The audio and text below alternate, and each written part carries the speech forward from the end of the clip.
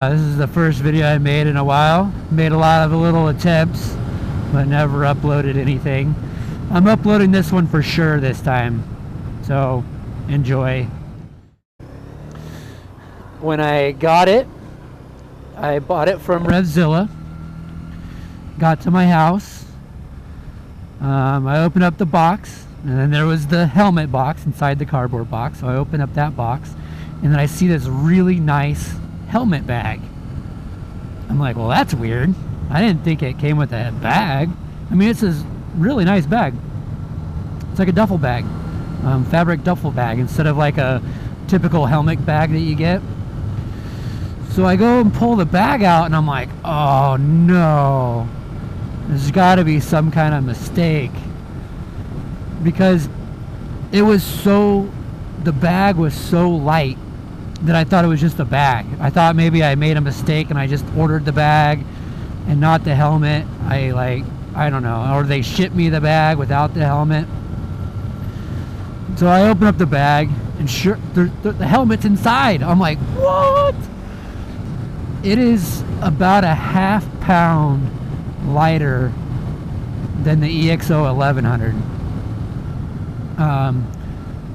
Incredible difference in weight.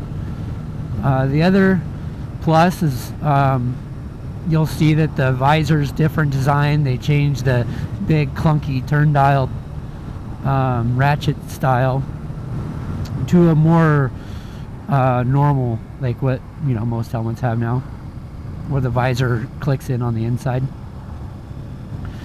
So that's different. And then obviously I had to move over my communicator and camera, and that was the second thing that I noticed. It was awesome. The liner, the fabric that the inside of the helmet's made out of, is super soft. So I take out the pads, I put in the speakers. The speakers for the Cena fit inside. They have these recessed holes where the speakers actually fit flat in the shell, so the speakers don't stick out at all. None, zero. They completely fit inside, and then there's channels for all the wires, so it's much better designed for a communication system than the 1100 was. Took it for a test ride. This is literally the first day I rode it to work, and then now I'm riding it home. And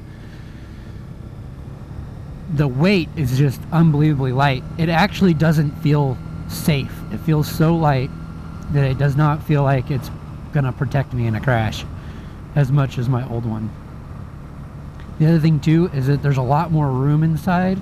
I mean, the helmet fits nice, it's snug. I wore a medium before, and this is a medium,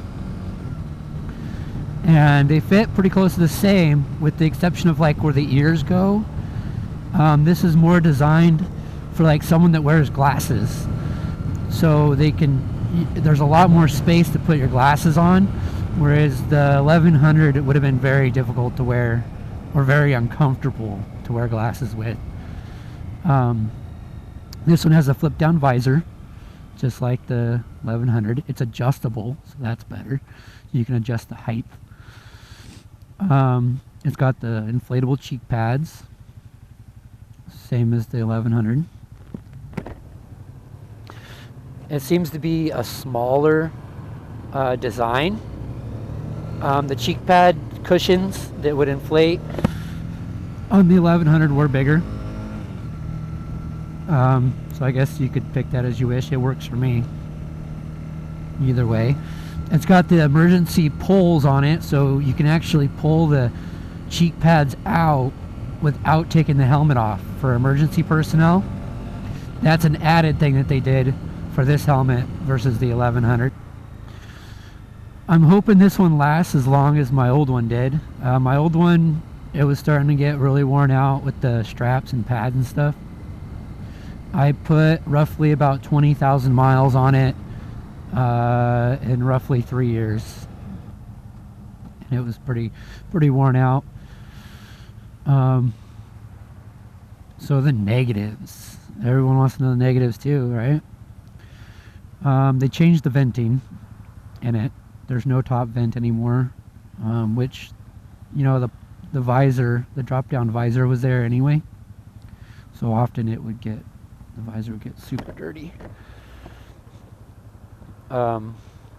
Because bugs would fly in through the vent and get squished onto the visor. And then so when you'd flip down the visor, there'd be like a bajillion bugs. Like a line of them, just all dead and squished on it. Right where you're trying to see. So I guess that could be a positive.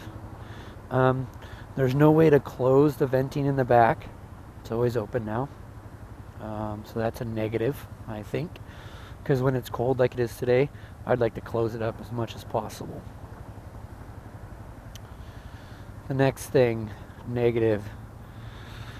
It is loud.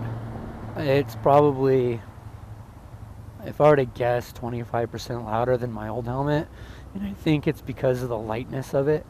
It's just not very heavy. It doesn't really stifle the wind noise. So it is a little bit louder. The thing that bugs me the most so far is the EXO-1100 had a little lever on the side of the visor that would crack your visor, like barely, just crack it just a smidge, and that would let in so much more air to defog. And I missed that.